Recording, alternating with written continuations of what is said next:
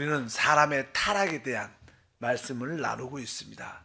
사람은 그 타락이 점점점 깊어지는 그런 내용을 볼 수 있습니다. 첫 번째 타락에서 아담과 하가 뱀의 미혹을 받고 먹지 말라고 명했던 선악과를 먹게 되죠. 사실 항상 사단은 처음에 외부에서 밖에서 우리에게 하나님의 말씀과 하나님의 사랑의 마음을 믿지 못하도록 역사합니다. 밖에서 우리에게 항상 어떤 대화를 통해서 다가올 때 우리는 우리의 영을 사용해야 됩니다. 내가 스스로 대답한다는 것은 내가 머리가 된다는 뜻이 있습니다. 항상 우리는 영으로 돌이켜야 됩니다. 영으로 돌이키지 않으면 결국 우리는 사단의 뱀의 미혹에 빠질 수밖에 없다. 첫 번째 타락의 실패는 그거였고, 두 번째는 이제 그 선악과를 먹으로 말미암아 사단이 우리 몸 안으로 들어와서 우리 육체 안에 거하게 됐죠. 그래서 사단은 우리 안에서 우리의 생각을 늘 붙잡고 있습니다. 사단의 생각을 이미 받아들였기 때문에 사람의 그 생각은 사실 오염됐고 삐뚤어져 있고 잘못되어 있습니다. 그래서 이제 두 번째 타락에서는 이제 내 생각을 따라 내 방법을 따라 하나님을 섬기는 게 합당치 않다는 거예요. 우리가 하나님을 섬길 때는 항상 하나님의 계시하신 그 방법을 따라 하나님을 섬길 때 그것이 하나님을 기쁘게 하는 줄 믿습니다. 그래서 두 번째, 우리 안에서 항상 우리의 생각을 통해서 우리의 생각과 우리의 간념과 우리의 방법을 따라 하나님을 섬기게 하는데 그것은 잘못된 것이다. 항상 우리 자신을 너무 믿어서는 안 됩니다. 왜? 우리 자신은 이미 사단과 혼합되어 있어요.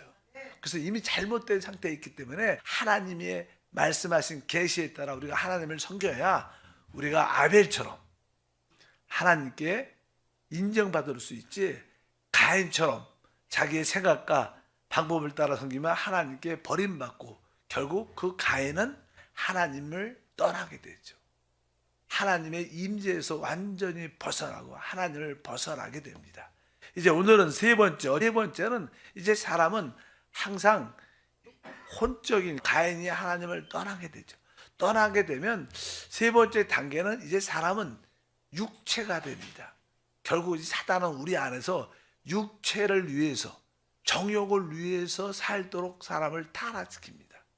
그런 표현이 이제 창세기 6장 4절 어저께 읽어보니까 당시에 땅에 네피림이 있었고 그 후에도 하나님의 아들들이 사람의 딸들에게 들어와 자식을 낳았으니 그들은 용사라 고대의 명성이 있는 사람들이었더라. 여기 보니까 하나님의 아들들이 사람의 딸들에게 들어와 자식을 낳았다. 이것은 타락한 천사와 사람과의 어떤 결합으로 인하여 제3의 어떠한 존재가 사실 사람 같지만 유전자가 변형된 그런 요소가 있지 않을까 생각을 합니다. 그래서 이제 창세기 6장 3절을 보면 이렇게 기록합니다. 뒤에 보니까 야훼께서 이르시되 나의 영이 영원히 사람과 함께하지 아니하리니 이는 그들이 육신이 됨이라. 사실 우리가 보통 우리 하나님을, 성부 하나님을 이야기할 때 성부 하나님은 이 모든 만물 위에서 역사하십니다. 그러나 우리 성자 예수 그리스도는 오직 사람을 위해서 구속하기 위해서 오신 거예요. 조금 차이가 있죠. 하나님은 모든 만물을, 또 그러나 그리스도는 바로 사람을 구속하기 위해서. 그런데 우리가 성령 하나님은 믿는 사람에게 오신 거예요. 성령은 믿는 사람 가운데 역사하시는 분입니다. 그래서 우리 안에 계시죠. 세상은 그를 알지 못합니다. 성령은 바로 그분이 우리와 함께 하신 것을 우리는 알 수 있는데 이제 더 이상 사람이 육체가 되니까 성령이 함께하지 않는다. 그런 표현이 있죠. 그러니까 나의 영이 영원히 사람과 함께하지 않으니 그들이 육신이 됐다. 그래서 사람이 세 번째 타락은 이제 육체를 위해서 살게 돼요. 오직 육신 안에는 많은 정욕과 욕심들이 있는데 그 자기의 정욕과 욕심을 위해서 살게 됩니다. 이것이 사실 하나의 큰 타락이죠. 그래갖고 세상에서 일어나는 성범죄나 이런 모든 것도 다 뭐예요? 육체를 만족하게, 육체를 위해서 하다가 모든 인간이 점점점 타락하는 모습을 보게 됩니다. 그래서 성경에 말씀합니다. 로마서 8장 7절과 8절에 육신의 생각은 하나님과 원수가 되나니 이는 하나님 법에 굴복하지 아니할 뿐 아니라 할 수도 없음이라. 육신에 있는 자들은 하나님을 기쁘시게 할 수 없다, 이렇게 말합니다. 그러니까 사람이 점점점 영을 사용하지 않고 잘못된 삐뚤어진 자기의 생각을 따라 살다가 결국 하나님을 잃어버리게 되고, 잃어버리게 되면 사람은 결국 육체가 돼서 육체를 위해서 살기 때문에 육신을 따라 사는 사람은 하나님이 결코 하나님을 기쁘시게 할 수 없다. 그러니까 이제 하나님, 이 세상이 다 육체를 위해서 사는 거예요. 지금 현재도 그런 보이지 않는 모습의 어둠의 모습에서 다들 사람이 술 먹고 노름하고 막 이런 모든 것이 다 자기 육체의 만족을 위해서. 종종 뭐 나쁘다고 표현을 하긴 그렇지만 젊은 애들이 이렇게 춤을 추러 가고 TV에도 뭐 드라마에 보면 막 춤추는 모습이 나오면 다 그 육체를 위해서 하는 겁니다. 포장 그럴듯하게도 다 육체 안에 있는 그 정욕을 위해서, 그냥 거기에 십사해서 그 만족을 위해서 모든 것들이 다 그런데, 그러니까 하나님 볼 때는 어떻게 보여요? 창세기 6장 5절에 말씀하십니다. 야훼께서 사람의 죄악이 세상에 가득한가, 그의 마음으로 생각하는 모든 계획이 항상 악할 뿐임을 보시고. 이 세상이 결국 죄악으로 가득하게 되니까 드디어 하나님이 더 이상 참을 수 없게 되죠. 하나님이 창조한 그런 모습이 아닙니다. 사람은 육체가 됐습니다. 오직 그것을 위해서 삽니다. 그래서 이제 창세기 6장 11절부터 보니까 하나님이 이제 심판할 수밖에 없는, 다 같이 읽어보니까 그때 온 땅이 하나님 앞에 부패하여 또 악함이 땅에 가득한지라. 하나님이 보신즉 땅이 부패하였으니 이는 땅에서 모든 혈육 있는 자의 행위가 부패함이었더라. 하나님이 노아에게 이르시되 모든 혈육 있는 자의 포악함이 땅에 가득함으로 그 끝날에 내 앞에 이르렀으니 내가 그들을 땅과 함께 멸하리라. 그래서 이제 이 땅에 육체가 된 사람들, 더 이상 하나님을 기쁘시게 할 수 없고 사람이기를 포기한 그러한 모습들을 보니까 하나님이 이 땅을 심판할 수밖에 없나. 그러니까 이 성경에도 보면 마지막 때는 노아의 때와 같으리라.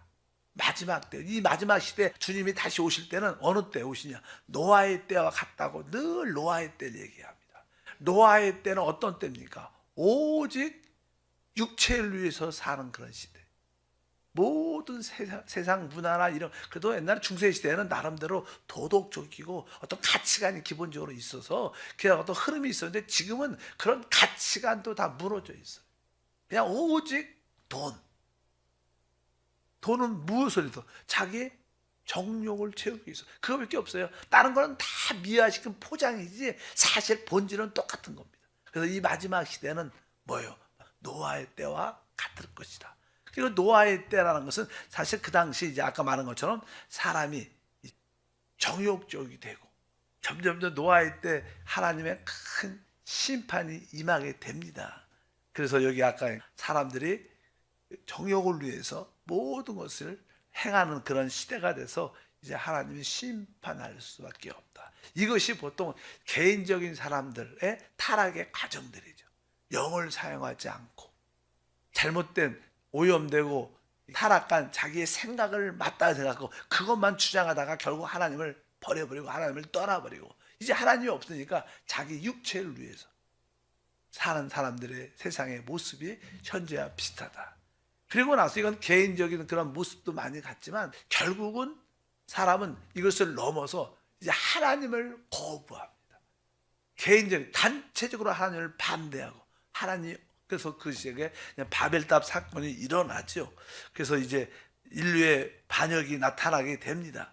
그래서 그냥 사람들은 이제 개인을 넘어서 사람들이 모여서 우리가 하나가 돼서 우리가 우리의 이름을 내고 하나님을 대적하고 그러한 삶이 바뀌게 됩니다. 그래서 이제 창세기 11장에 타락의 가장 이렇게 무서운 타락, 집단적인 하나님에 대한 반역을 갖게 됐죠. 11장 3절과 4절 보니까 서로 말하되 자 벽돌을 만들어 견고히 굽자 하고 이에 벽돌로 돌을 대신하여 덕청으로 진흙을 대신하고 또 말하되 자 성읍과 탑을 건설하여 그 탑 꼭대기를 하늘에 닿게 하여 우리의 이름을 내고 온 지면에 흩어짐을 면하자 하였더니 이렇게 말씀을 합니다. 여기서 보니까 이제 사람이 타락이 점점점 깊어지니까 사람들이 이제는 모이기 시작하고 모여서 이제 그들이 말합니다. 어떻게 말합니까? 서로 말하되 자 이렇게 말합니다. 이제 그것은 다른 거 사람들이 모이면 사실 긍정적인 어떠한 모습보다는 사람이 타락했기 때문에 부정적인 모습으로 훨씬 더 잘 모여요. 그래서 그냥 자 우리가 모여서 그냥 그들의 생각을 나타내는 겁니다. 뭐라고 그럽니까? 벽돌 만들어 견고히 굽자 하고 이에 벽돌로 돌을 대신하고 역청으로 진흙을 대신하고 사실 하나님은 하나님의 이 땅에 사람들과 함께하는 하나님의 집을 만들기 원하는데 하나님 집을 만들 때 보통 그냥 성전은 돌로 원칙으로 만드는데 여기 보니까 흙으로 만들어 흙을 구워서 그냥 벽돌이 되죠. 그러니까 인간의 노력으로 모든 것을 행한다는 겁니다. 우리는 하나님의 은혜로 모든 것을 행해야 될 줄 믿습니다. 그래서 인간의 노력으로 모든 것을 행하는데 여기 보니까 뭘 쌓아요? 성읍과 탑을 건설하자.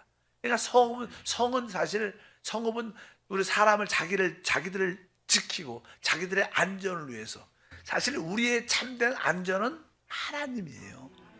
하나님이 우리의 산성이라고 말하죠.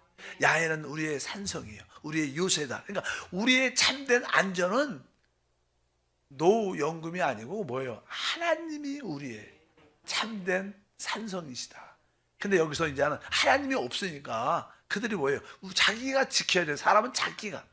그래서 세상 문화를 만드는 거죠. 그래서 여기니까 우리가 성읍과 또 뭐예요? 탑을 건설해.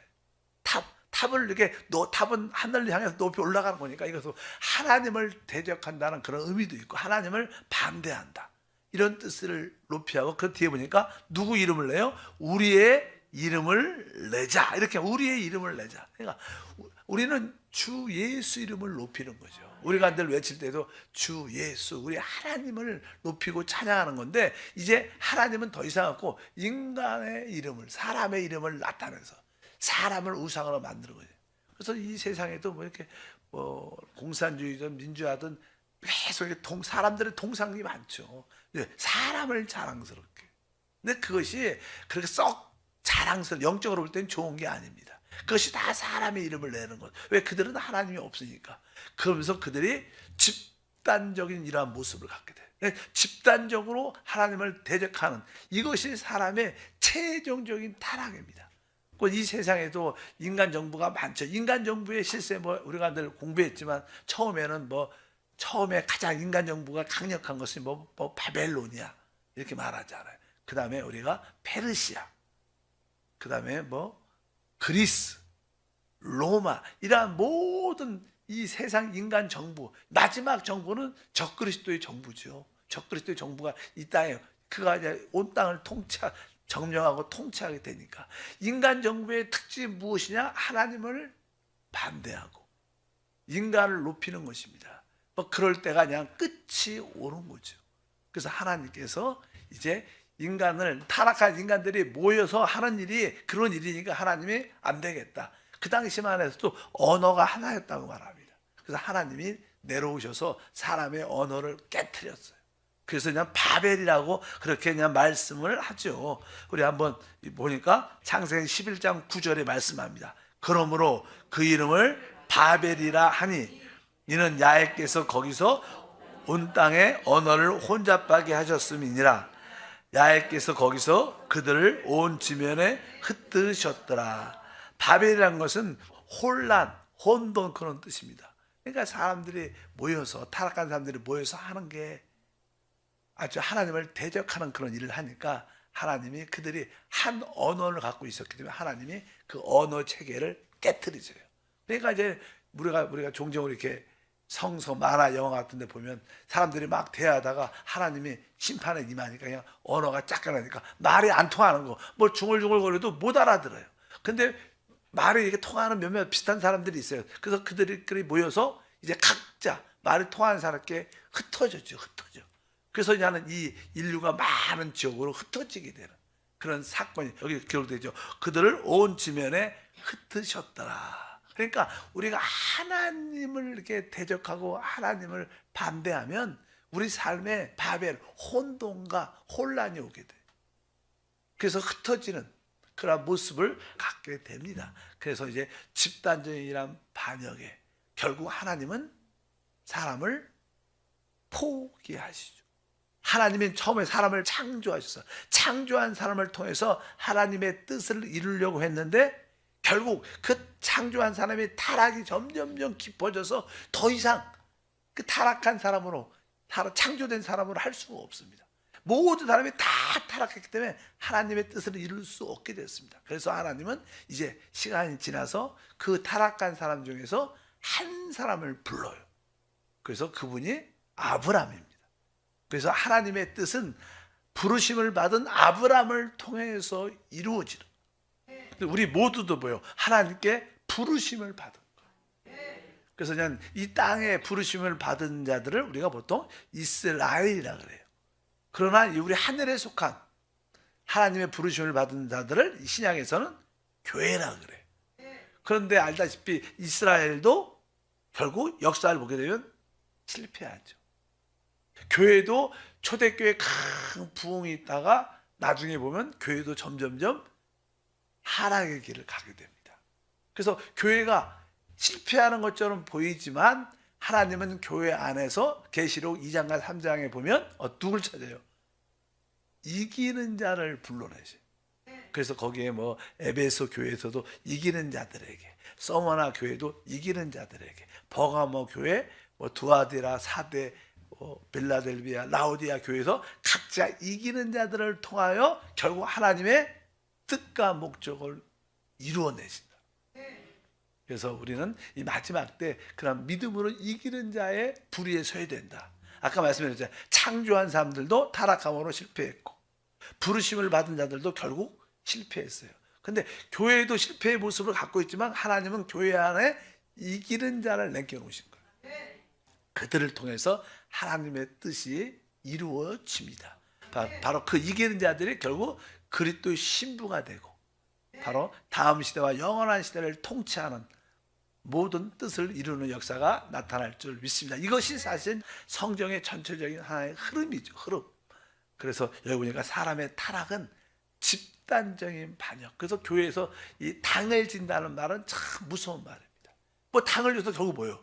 하나님을 반대하고 교회를 반대하고 사역자를 반대하는 당을 끼리끼리 모인다는 것. 그래서 성경에서 당을 진다는 다른 뜻은 이단이라는 뜻이 그 뜻이에요. 이단은 뭐예요? 당을 진다는 뜻을 포함하고 있어요. 항상. 그래서 뭐 당을 짓는 것, 우리가 육체의 일은 현저하다. 당을 짓는. 그러니까 끼리끼리 모여서 결국 하나님을 우리는 대적하는, 그리스도의 몸된 교회를 대적하는 그런 모습을 절대로 가지면 안 된다. 한국 교회도 그렇고 많은 교회들도 보면 교회가 자꾸만 갈라져요. 나누어지죠. 성령의 역사는 하나가 되는 건데 왜 그래요?